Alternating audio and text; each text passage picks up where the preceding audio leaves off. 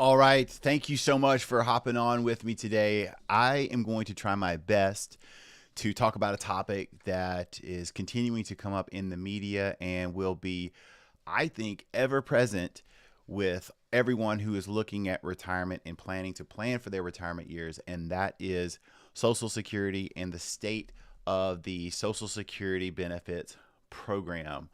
One of the big things I wanted to do, especially with this topic, is it's always one of those things that we see in the media where there's a lot of misinformation and mischaracterizations of what's actually going on.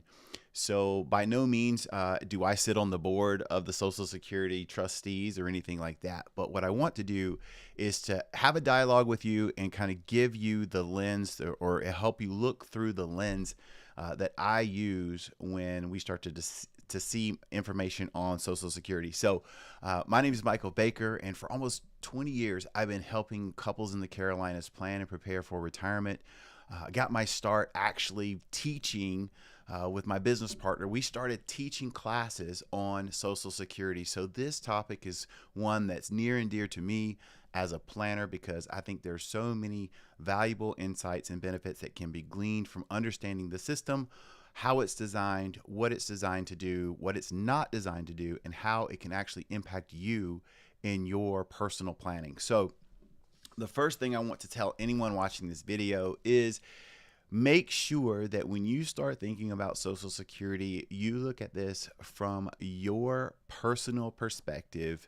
Do not try to apply any generalities or any broad-based advice because each and every household has a unique situation, a unique set of circumstances to you, and those circumstances are the ones that you should be looking at when making your own decisions. Okay, so let's dive in.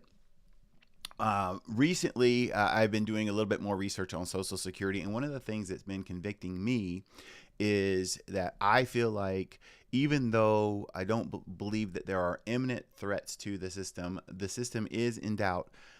Undoubtedly going to go through some changes in the years ahead because the path that we're on is unsustainable. And if you agree that the path we're on right now is unsustainable, why don't you go ahead and give me a like on this video just so I know that you're with me and you're tracking. But definitely, I don't think that where we are today, things are going to be on a sustainable path. And I believe, sadly, unfortunately, that many of the reforms that are going to need to take place are going to be framed up in a political realm. So what I want to do actually is talk a little bit about I want to talk about the state of the program.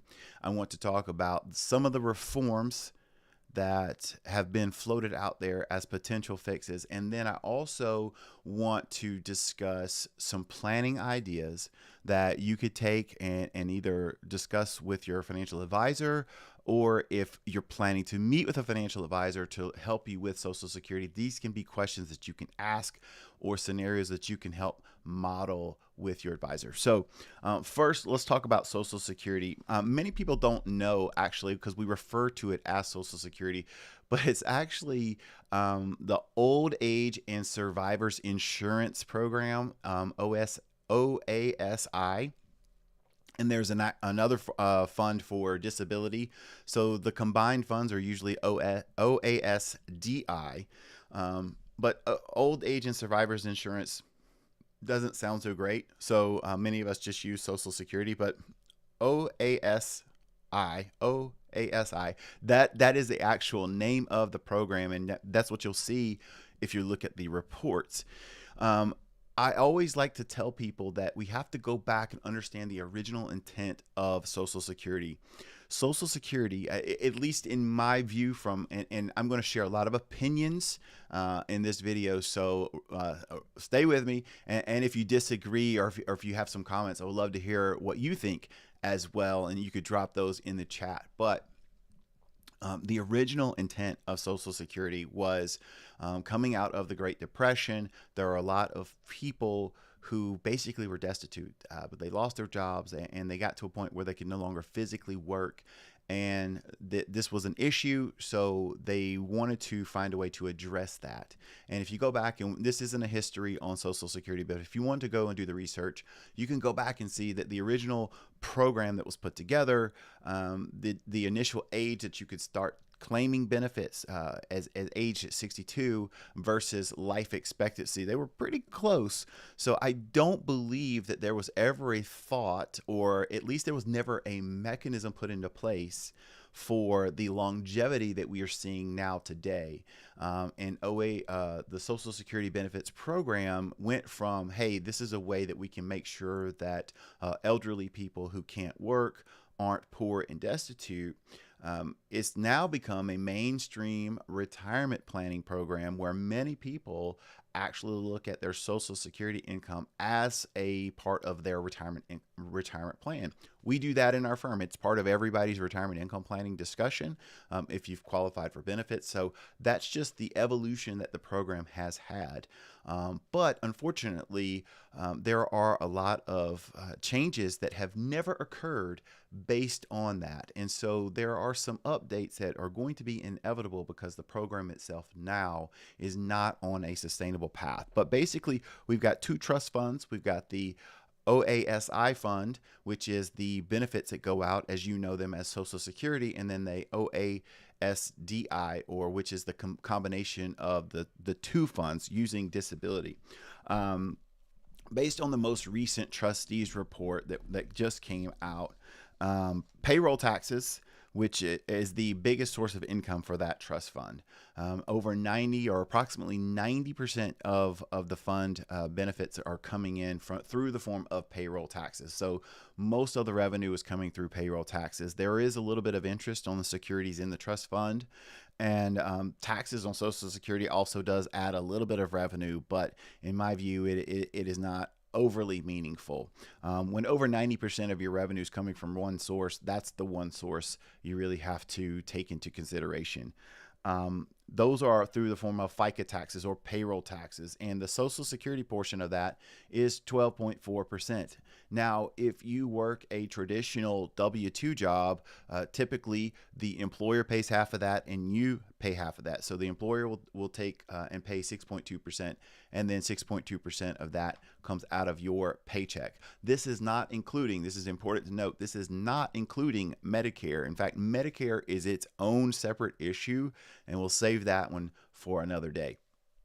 But 12.4% FICA tax goes to cover the SSI portion. Now, in 2024, that fund had the trust fund funding benefits had 1.2 trillion, or a little over 1.2 trillion in trust income, but over 1.3 trillion in benefits that were paid out. So that fund is running over $100 billion deficit, and so therefore it is being depleted. Right now, according to the most recent report, if we stay on this trajectory, which they are saying we're definitely going to most likely stay on, the fund has everything it needs to fund benefits through 2033. So 2033 is kind of the key year. Now, I do want to put one caveat in here. That is saying if everything remains status quo, 90% or approximately 90% of the revenue funding the trust fund for benefits comes from payroll taxes.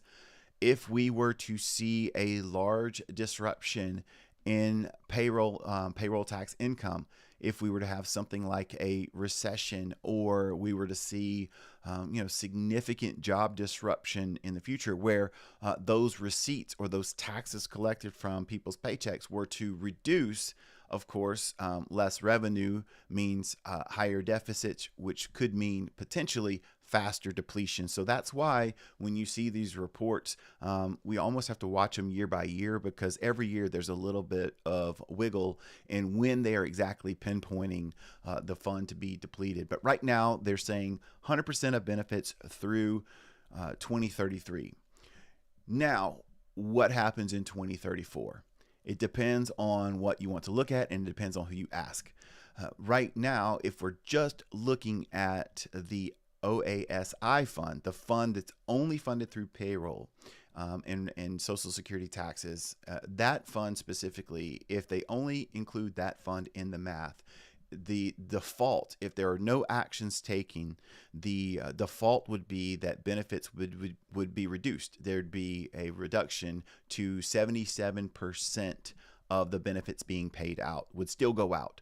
So you're looking at not quite a 25% reduction in benefit. It looks to be around 23%. But I think for most people, a 23% reduction in income would be substantial. And so that is a pretty significant decrease. Now, it does get a little bit better if they were to combine the two funds and look at the Social Security and Disability Fund, which right now seems to be on a sustainable path for its own self, for its own funding issues. If they were to combine those, well, then we could pay out 81% of the benefits. So if you want to look at scenarios, your scenarios with no action taken, we're just looking at having to reduce benefits. That range right now is between 77% and 81% of benefits still going out. So I know the first thing that I want you to understand. So here's the first thing I want you to understand. This is what I would call, about, at least from the scenarios that we can imagine, right, of what we can fathom right now, this would be your, quote, worst case scenario. So your worst case scenario being nothing gets done, there are no reforms, Congress sits on its thumbs, nothing gets passed, and we go into a benefit reduction. Well, 77% to 81% of the benefits would still be able to be paid out through payroll taxes. So the issue here is this isn't a catastrophic that in the sense that benefits go to zero, but it is a significant reduction. But I want to at least help everyone understand there would be something still going out. It's just the way that the math works out right now, there would be a substantial reduction. I know that that may not feel great to hear, but it's definitely better than having a 50% reduction or potentially benefit checks not going out at all. So that's the number one thing you should first understand, especially if you start to see doom and gloom headlines in the media or through online search. This is right now still very much a math problem, but it's not one of those where people are absolutely not going to receive their benefits in some way. Okay, so let's talk about specifically the factors that could affect this trust fund in the future, right? So most of the benefit is coming through, most of the funds that are coming into the trust fund are coming through the form of payroll taxes. So we have to start looking at big things like demographics, the age of our working population, what percent of our young people are working versus what percentage of our older people who are more likely to be collecting benefits at this time are still working and paying into the payroll taxes.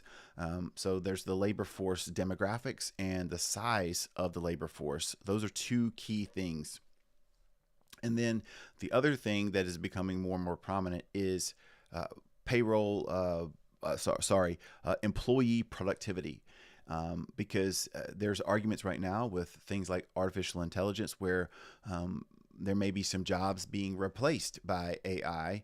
And then there's people saying, well, no, there may be jobs replaced by AI, but there may be a lot of productivity enhancements that are created through AI, which may mean people may start making more money, because if AI is going to become a part of what you do or part of what your company does, and you have skilled AI prompt engineers, you have skilled people who understand how to leverage AI for the benefit of the business, those jobs are likely going to command higher wages, because that is definitely a skill set. So there's going to be two pieces to look at here. Could there be job losses due to AI, but could there be increased payroll receipts based on people making more money because they are being enhanced by AI, which means they need to be paid more because of their skills. So those are the things. So that's kind of the state right now. If you look at Social Security as a whole, right now benefits there are no no worries for benefits to be not being paid out, but 2033. So what I tell people, at least when they ask me, it's like it's going to be early 2030s. I don't like to put my stake in the ground and say 2033 is the year, because there's always some wiggle room with these numbers, especially when it comes to demographics and what could be going on in the economy with jobs. But definitely early 2030s is when we're going to see a lot of people getting nervous, especially if Congress doesn't act. And I want to prepare everyone watching this video. If you think Congress is always quick to work on things, then kudos to you. But if you think our government tends to slow roll certain things that need to be dealt with, just go ahead and give me a thumbs up, because it's one of those situations where this is the category that I fall into personally. I don't think that Congress is going to want to act expeditiously. I think this is going to be an issue, unfortunately, that each side is going to try to use for political leverage. And we're going to talk about that specifically when it gets into the reforms, and you'll probably see or be able to discern how this could play out politically. But what I point people to, and when we used to teach classes about Social Security, the last time they had a major reform as it related to benefits was in the early 1980s. And in the early 1980s, that's when they first passed some taxes on Social Security, and they made some adjustments, but they did it months before checks were going to start coming out. So they waited literally until the 11th hour before they were required to act. And I think that there's a really strong chance that Congress, just with the makeup of everything that we see going on in Washington right now, is likely going to do the very same thing. It's most likely going to be something where they are forced to act, that actually forces their hand, and they have to do something.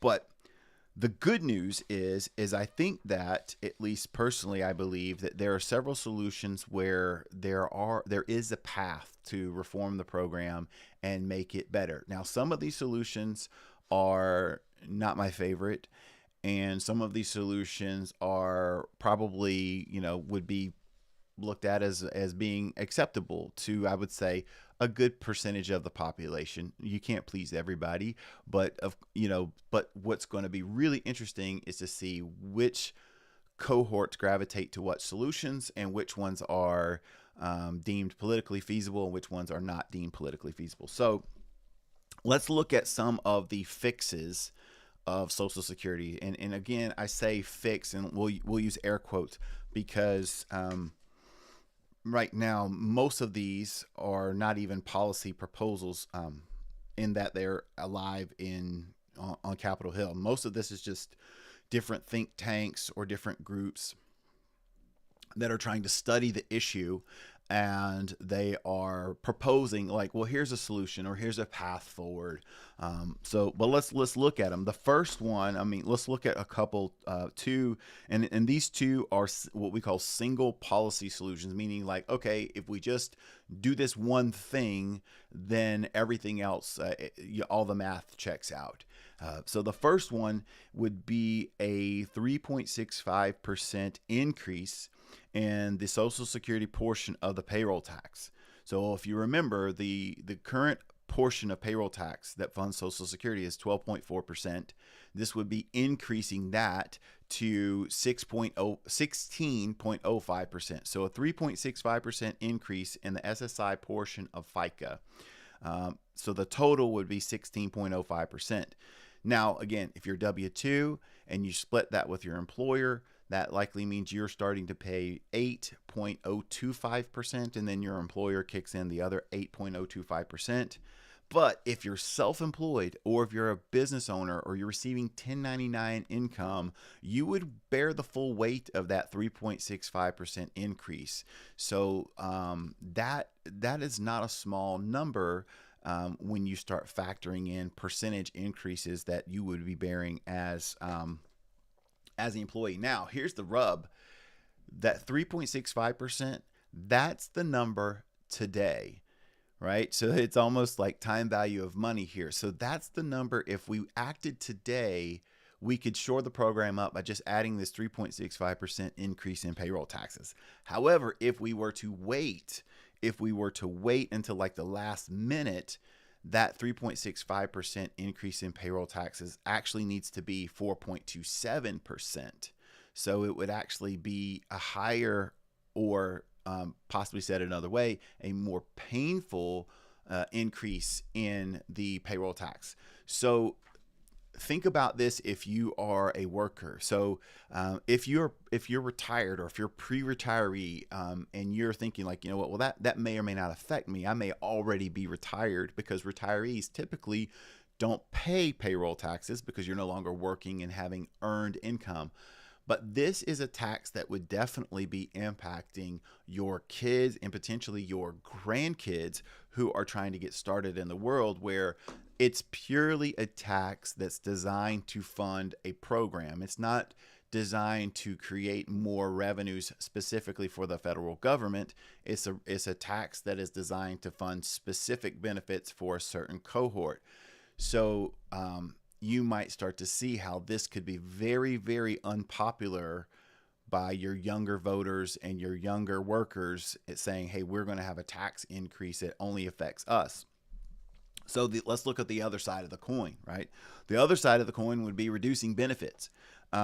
So if we wanted to reduce benefits and use the benefit reduction as a way to shore up the program, right now it's projected that a little bit we could reduce benefits for current and future recipients by a little bit over 22%. So think about this, like if you're currently receiving Social Security payments, or if you are planning to be receiving them, as most people are, if your benefits were reduced by a little bit over 22%, then we could shore the program up, and things would be okay for, I think, most of the years that they look at, like 2099. So,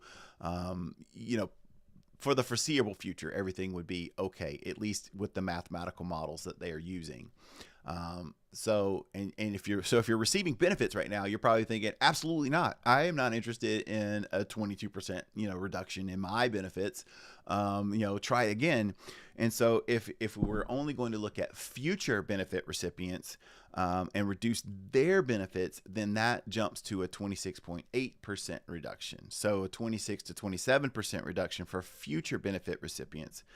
Well, then that's not good, because one of the things is that's going to incentivize a lot of people to claim earlier. And if you watched any of our other videos, claiming Social Security benefits early tends to not be the best decision for a lot of people. So those are the two like single solution, policy fixes, if you will. We either, hey, let's raise taxes through payroll taxes, or we just reduce benefits. I personally, this is my opinion, I don't think that either of those are going to be very popular. The voting blocks that they affect are too large. The baby boomer cohort is very large, and while we may see a lot of variation in political things that we want, I would imagine that the vast majority of retirees and boomers that are receiving benefits have no interest in reducing their benefits, because they've been paying into the system for all this time. They're finally get the opportunity to collect in the system. No interest. And then the millennial generation, Gen X and Gen Y, millennials are Gen Y, but you think about Gen X, Gen Y, and then Gen Z, all of these young workers that are still working in the system. I don't know that there's going to be a very large appetite for just a payroll tax increase either. So I personally don't believe that a single fix or single policy solution is going to be what we're going to see. What I think is likely to happen is a combination of different policies combined together, and when we add up all the puzzle pieces, we kind of get to where we want to be. So let's talk about some of these different ones. And I'll go through these. I'll just breeze through these, but there are several, for example. And if you want to play with these and kind of see for yourself, there's actually a neat website, the Committee for Responsible Federal Budget. they have a website with all these different policy solutions and calculators. So you can go, I'll make sure all of my source material and reference material is in the description of this video.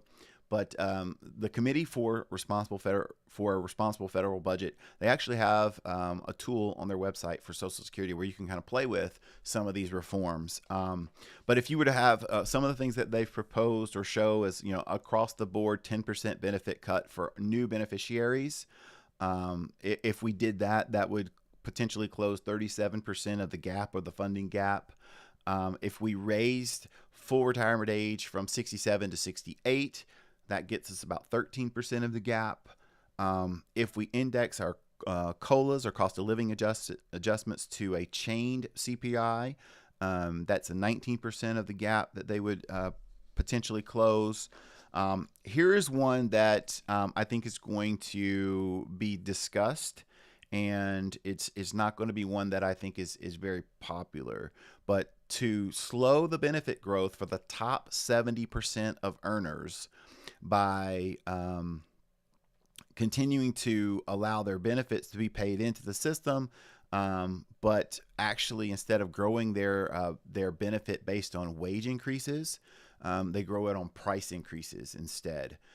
So let's talk for that. Let's have a brief explanation of benefits and how they're calculated. So everybody knows we pay into the system, and Social Security, as it is right now, is actually somewhat means tested. And what that means is that as you earn more money, less of your potential income is replaced by the Social Security program. There's been points that are used to calculate how your benefit is actually going to be paid out. But that curve, if you will, it starts out pretty steep, meaning if you are a low income earner, more of your income or your working income is replaced. You have a higher replacement rate by your Social Security benefit. However, as you go up the pay scale, what happens with that curve is it slowly starts to flatten out, meaning that the higher your income is or the more wages you make, less and less of your benefits are paid out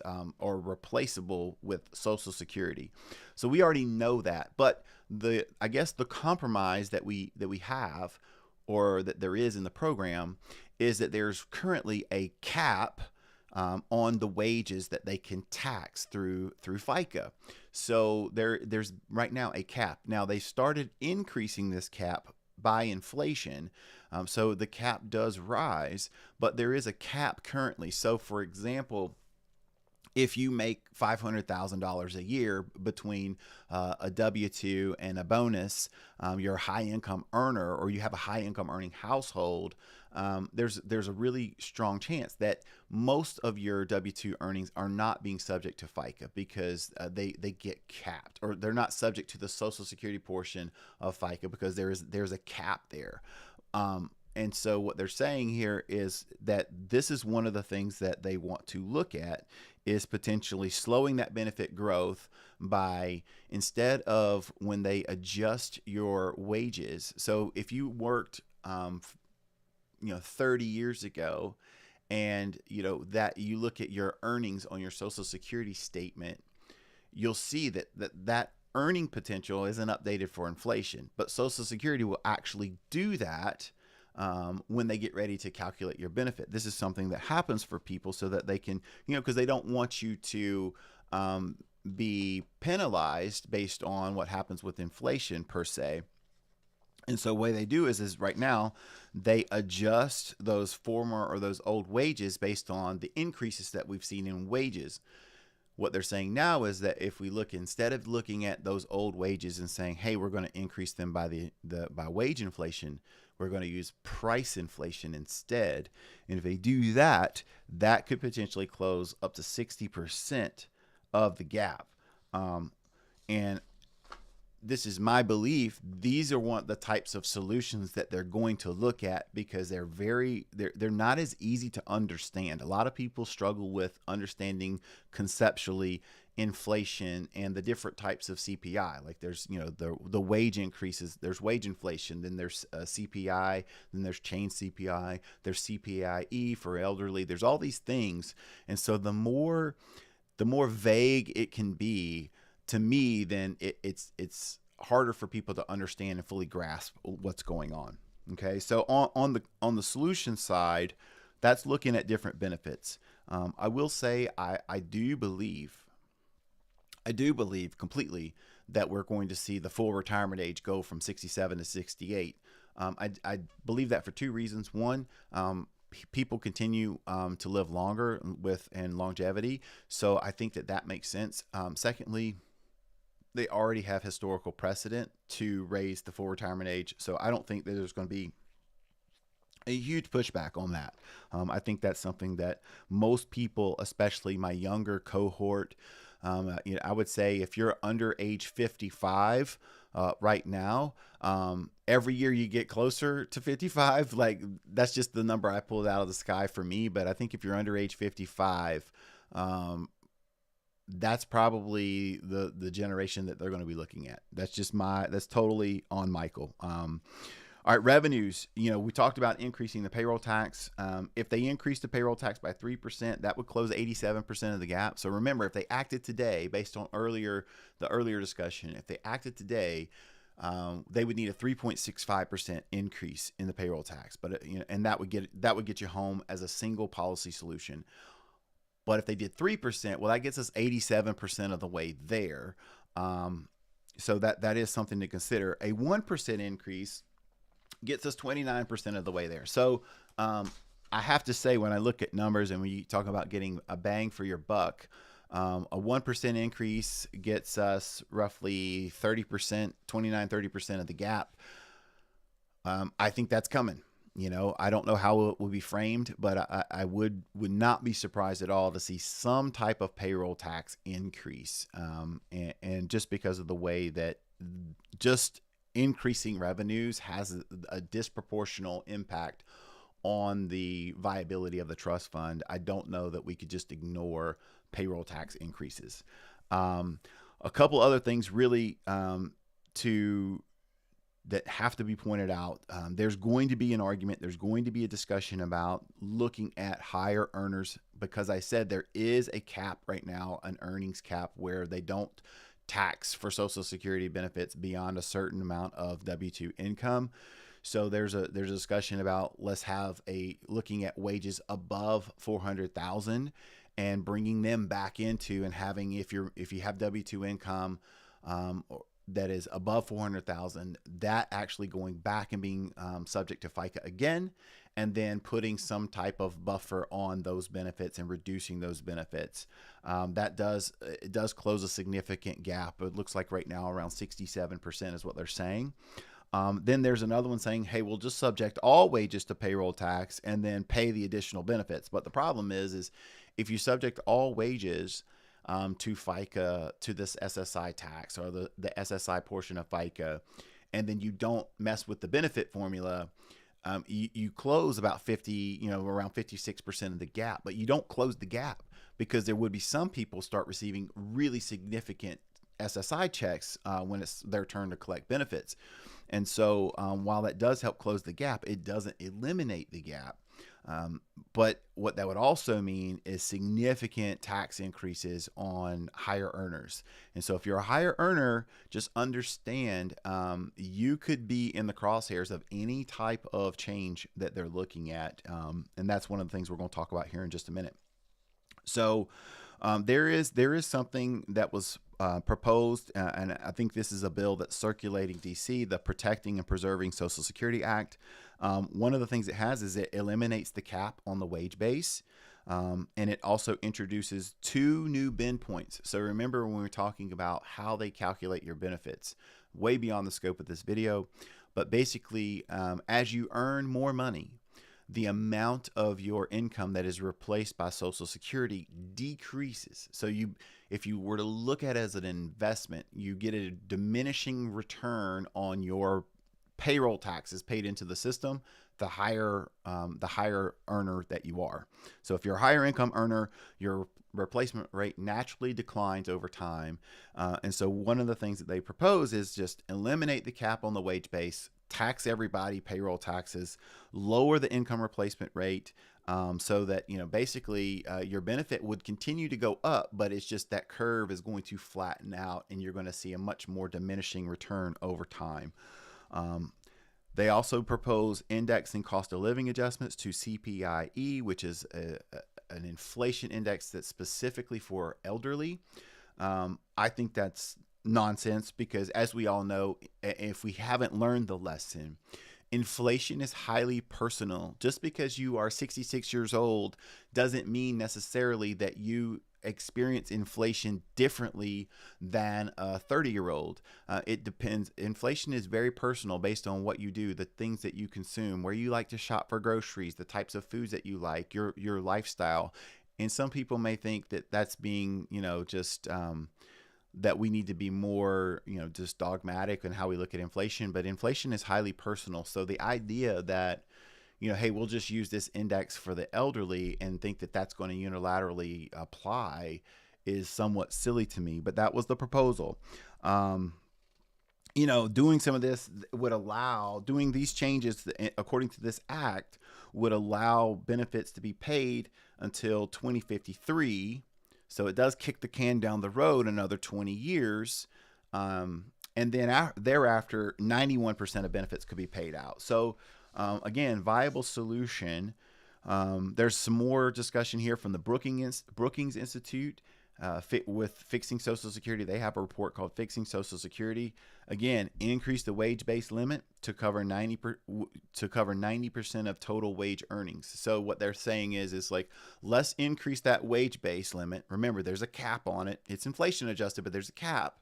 But we'll increase that so that we cover 90% of wage earners. So maybe only like the top, like 10% of earners out there would fall in, would not fall into this category. Increase full retirement age for high earners, and then increase the number of working year average to 40 years. And what they're thinking on that is that if we start, right now Social Security takes, like, I believe your highest 35 years of work history. But if we add back some of these years that fall off, that's actually, because these are lower numbers, the lower numbers are going to pull that average down. So these are just ideas.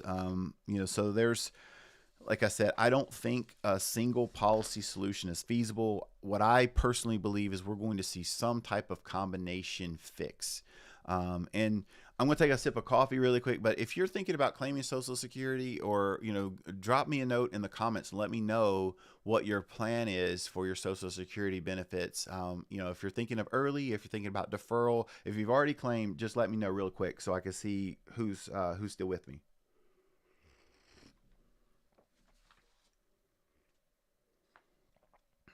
All right. So we've talked about the state of the current Social Security system. So just to recap on that, if you're just joining us, currently we've got revenues that will fund the current outflows of benefits to 2033. I always tell people early 2030s, because just with different fluctuations in payroll taxes and certain different things that may happen in the economy, it's really difficult, especially with an economy the size of ours, to just pinpoint a year and say this is the year that it's going to happen. But right now, based on the most recent report, 2033 is the year they're saying, hey, we could pay benefits through this year, but if there are no changes, then something's going to give in 2034. And right now, the default mechanism is that there'd just be a benefit reduction. That benefit reduction, depending on how they look at the trust funds, because there's two funds. There's one for Social Security and there's one for Social Security Disability. If they're just looking at Social Security, it would be, they could still pay out 77% of benefits based on the calculations today. If they're combining the funds, they could pay out 81% of the benefits, based on what they've calculated today. So this idea that Social Security is going to go away, in my opinion, is complete foolishness. It's not going to go away. There's definitely reforms that need to take place, but if for whatever reason something happened, and like I said earlier, your worst case scenario, you're seeing a 20 to mid-20s percent reduction in benefits. Okay, some of the policy solutions that they've proposed are just 3.65% increase in payroll tax. If we did that today, if we waited to the last minute, that tax increase goes up to around 4.27%, which these are not small numbers. Anybody that's ever worked a job in their life knows that when they get their check, those FICA taxes are no joke. So we're talking specifically about increase in those payroll taxes, not federal, not state. So we've looked at that. They've talked about reducing benefits. They've talked about increasing payroll taxes. And then there's a whole host of combination of benefits where you might have a smaller increase in payroll taxes. You could look at raising full retirement age for certain people. They want to look at, increasing the amount of wages that are subject to the SSI portion of FICA tax. They've looked at inflation adjustments. They've looked at reducing or means testing even further the benefits for high income earners. So there's lots of there's a lot of different solutions that are on the table that could be combined in various ways. So that's what they're looking to do. All right. So this is the Carolina Retirement Club, and we're going to talk about specifically what you can do and things you could be thinking about as far as planning goes and how you might want to be approaching this. Okay, so I think first of all, let's talk about the two worst case scenarios. The two worst case scenarios affect two different cohorts of people. So this is one of the reasons why I don't think we're going to see a binary solution like this, where it's going to be one or the other. The first one would be the reduction in benefits. So if you are a pre-retiree, or if you're retired and you are looking to be collecting benefits around 2033 or 2034 when this would happen, again, if you're wanting to really stress your plan, I think it's totally fine to look at, okay, what would happen if 24% of my Social Security paycheck went away? Basically, if just we couldn't come up with a solution, so the default kicked in and we reduced benefits. I think you can model that out and see, how does that affect your income? What does that look like? Would you have the ability to absorb that? Would you need to be making some adjustments so that just in case that happened, you had a plan B for income replacement, or what you were going to do to address that? So I think that that's part of the scenarios that you need to be considering. And this is something that I've been kind of having a conviction about just as a planner. Even though 2033 is not around the corner, it's not that far away. We're less than a decade out. So I do think that the time is now to look at just some of these scenarios and just say, hey, look, I don't think that this is going to happen, but maybe we should just map out and see what would happen just in case. I don't think that's too much to be asking anybody that is working in the capacity and planning for retirement. Second would be the unilateral solution would be higher payroll taxes. Well, if you're a higher income earner, or if you're working with an advisor and you're a higher income earner, one of the things you need to think about is, like, how would I be affected if I started having to pay an additional 1% or additional 3%, 3.65%. Now, most likely, if you're a W-2, you're going to split that with your employer. But I don't want you to just rely on that, because employers pay taxes also. And this would also be a payroll tax increase on them, meaning it gets more expensive for employers to have employees or to have labor. So this is not going to be something that happens in a vacuum. So you want to make sure you understand, like, okay, do I have a scenario where I pay a little bit? Do I pay all of it? And for my business owners, this is key for you guys. Business owners, you're going to bear the weight of all of it. I fall in this category. My business partner, we fall in this category together. So business owners, if you're paying all the FICA, because you pay both sides of the ledger, you pay the employer side and the employee side, this is not a tax increase that you want to ignore. You want to have a plan in place. This means understanding how you're being taxed, understanding if you're making sure that you're doing everything you can to be tax efficient. Do you have strategies in place to make sure that you can adapt or adjust if this were to come to fruition. Okay. All right. So the other thing that I'll put out there for my retirees and my pre-retirees, and this is something that we've been doing for a really long time in our practice, we specifically have always used a very, very low cost of living adjustment to Social Security. Because of the state of the program and the nature of the way the program is funded, we have never been very aggressive in using large COLAs, because I've always felt a conviction of, look, if we're wrong, we're going to be wrong on the conservative side, and you actually have more money than we have anticipated coming to you from the program. What we don't want to do is to be over aggressive in our inflation assumptions and think that, oh, you're actually receiving less. Excuse me, you would actually be receiving more money than you really are. You know, we would rather be pleasantly surprised by our benefits than thinking we're supposed to have, you know, a certain level of benefit, but actually we were too aggressive in our inflation assumptions and you're going to receive less. Those are not the kind of discussions we want to have. So one of the things that I would tell everybody across the board, including any advisors or people that are helping people with Social Security right now, you don't have to do this, but I absolutely think you should have a scenario in your plan where Social Security benefits you get barely any cost of living adjustments. I think the number that we've used for a really long time is 1.25%. Which actually, if you think about it, if you think inflation is actually running at 2 to 2.5% or 3%, a 1.25% COLA is actually a negative rate of growth, meaning you're losing purchasing power. You're not even keeping up with stated inflation. But I would rather stress it in that way than be having a higher assumption.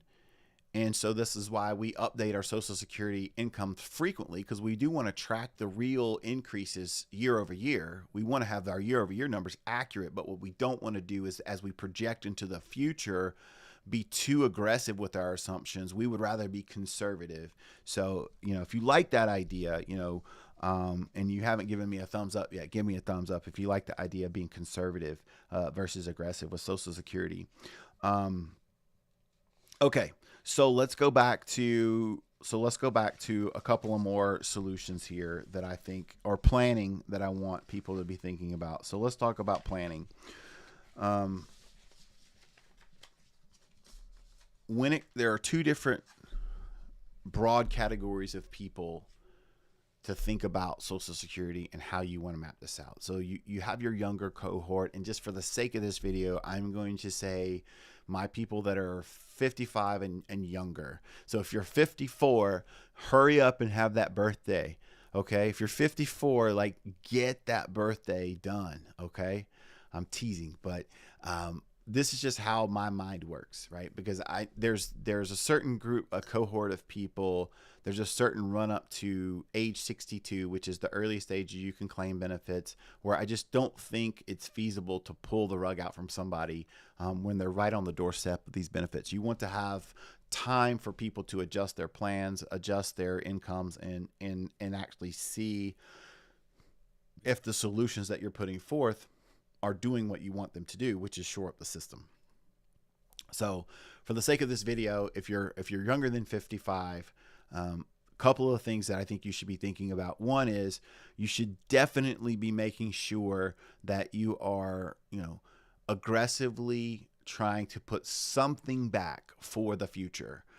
You don't have to call it retirement. If you feel like one of my friends tells me that retirement is the word that your dad uses, you know, let's call it a work optional account or a financial freedom account or whatever you want.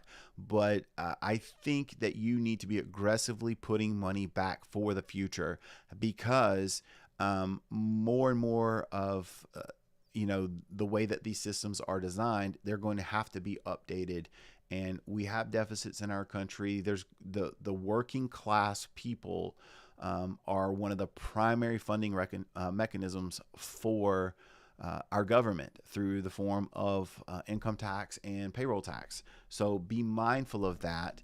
And I don't want you to be relying on politicians in DC to map out your future. I want you to be thinking about your own future and what you can be doing today to give yourself a great potential chance to have the life you want in the future. Okay. So my younger people, definitely be thinking about saving and investing and getting started as soon as possible. If you haven't started, there's no time like today to get started. Secondly, my younger people, understand taxes.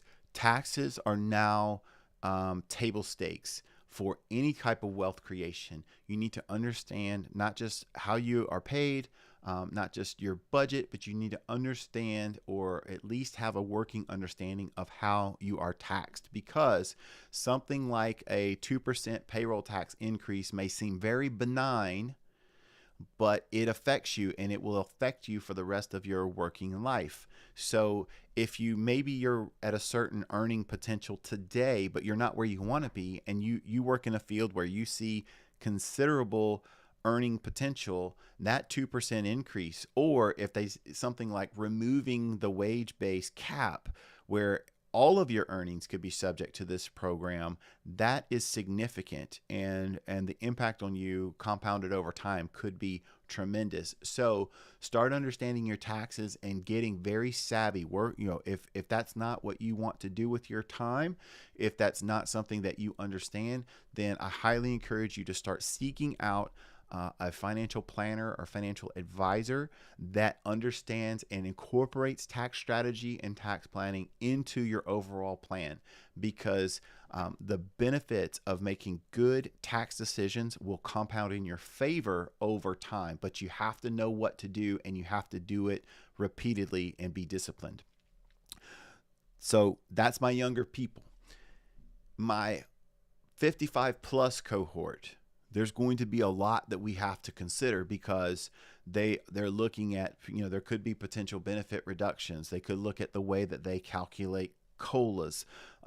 They could look at means testing benefits for higher earners. So what I want you to understand is we need to start make sure that you're tracking your Social Security accurately and looking at the various scenarios. And then as you start to map out your plan, and I'm going to make a scary presumption right now. I'm going to make a very scary presumption that you have already sought out the help of a financial advisor.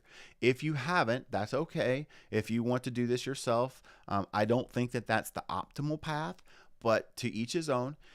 These are the things you need to be thinking about. You need to be thinking about, okay, here are my benefit projections. What's the optimal claiming strategy for both me and my spouse? Remember, if you have two people, if you're married, you have to think about spousal benefits and survivor benefits, and you want to coordinate your strategy so that you optimize benefits for you and your goals.